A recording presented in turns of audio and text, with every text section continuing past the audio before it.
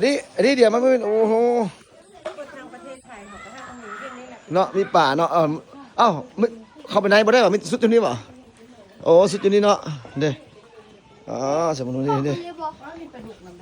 เนี่ยป่ามึงนู้นนี่มึงนู้นมึงนะป่าจะได้ทำเนาะนี่เห็นป่ะนี่อ๋อป่าจะได้บอกหลายป้าปลาทุกกับตัวใหญ่เนาะเด้เนาะแม่เอาเงินนะเด้ พอแล้วลูกป่าอยู่บอนอื่นบ่มีโอ้บ่บูชาเลยบ่บูชาหมดละ ทองไปเลยบ่ หมดละเบิ่งเนาะมี20 บาทบ่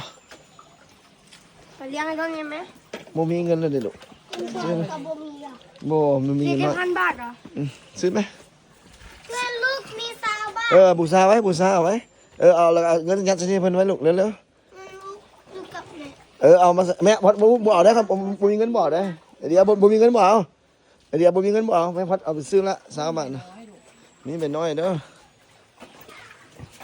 ไม่ค่อยมีใบน้อย โหป่ามันตุ่มใหญ่เนาะคุณนะ ทองไปเลยยัง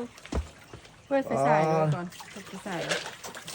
เปิดไฟฉายดู ไม่เสียดาย คุณนะโอ้เห็นเยอะพัดเนี่ยโอ้ลายเท่าไหร่นะโอ้เอาเลยมีมา20 บาทเนี่ยครับนี่เอาเป็นบูชาเอาไว้ ดีเดียวด้อดีเดียวด้อ